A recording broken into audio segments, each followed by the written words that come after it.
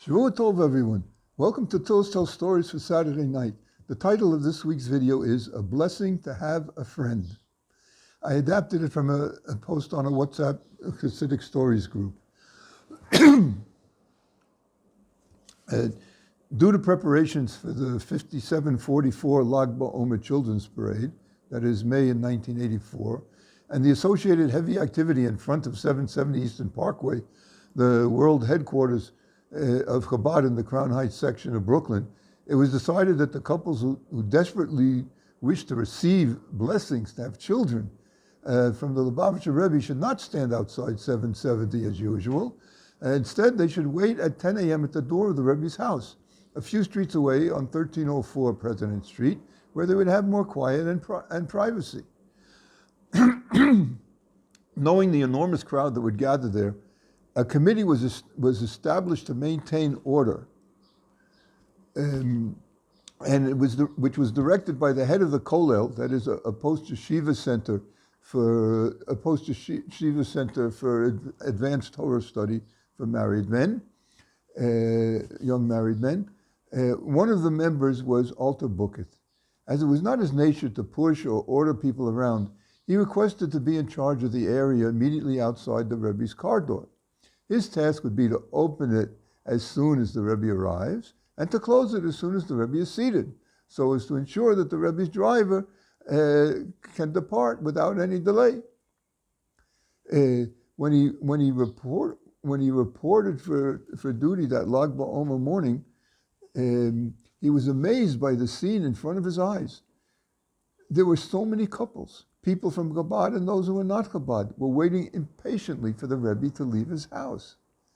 At 10 a.m., the Rebbe came out, but was unable to reach his car until 10:20. People were crying and screaming for the Rebbe's attention. It was extremely intense. The Rebbe got into his car.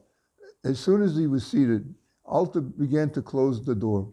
But suddenly, someone stuck his head into the car and cried out to the Rebbe that he is married already for several years and has no children.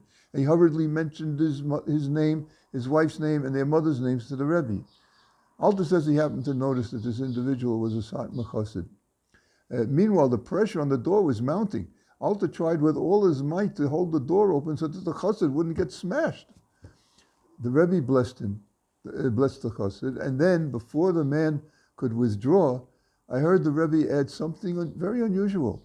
He looked directly at the Satmar chassid and said in Yiddish something like, the children will need to have someone to play with. The guy did not get it at all, what the Rebbe was trying to say. So the Rebbe said to him, Zocht Amen, say Amen.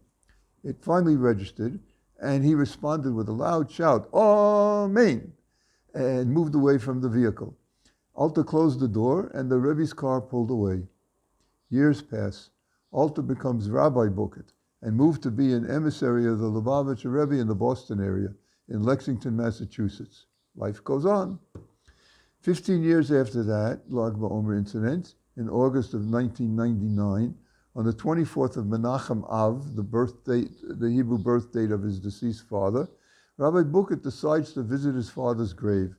As it is located in the Montefiore Cemetery in Queens, New York, which is also the resting place of the Lubavitcher Rebbe's, it meant that he would have to leave from Boston shortly after midnight in order to arrive around 5 a.m.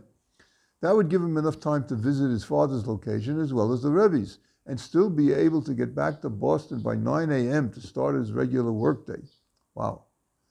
At 5 a.m., Alter Bukit is standing in the Ohel, the enclosure over the burial place of the Rebbe and of the Rebbe previous to him.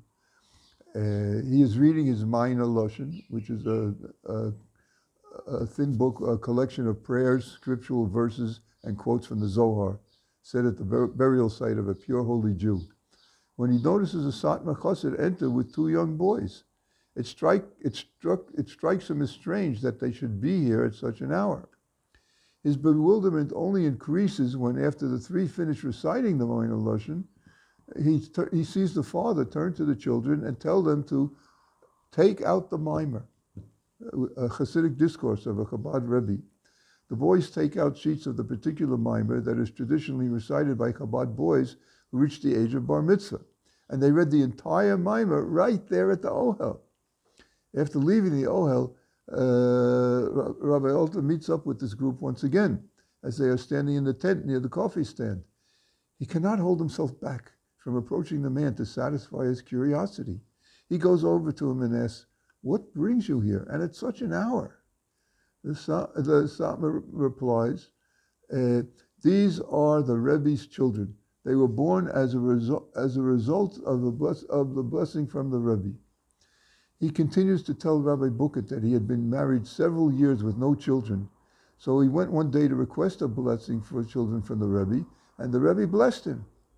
Then he added, "The Rebbe told me the child will need to have someone to play with. Say Amen. And as a result of this blessing, my wife gave birth to the twins who are here with me, as you can see." Rabbi Buket breaks in, all emotional about what he just heard. "Tell me, when exactly did this happen? Was it perhaps on Lag BaOmer in 5744, outside the Rebbe's house?" Yes, on Lag BaOmer in 5744, outside the Rebbe's house on President Street, inside the Rebbe's car, exclaims the Satmar man. "But how do you know about that?" "I can't believe it," Rabbi Buket says.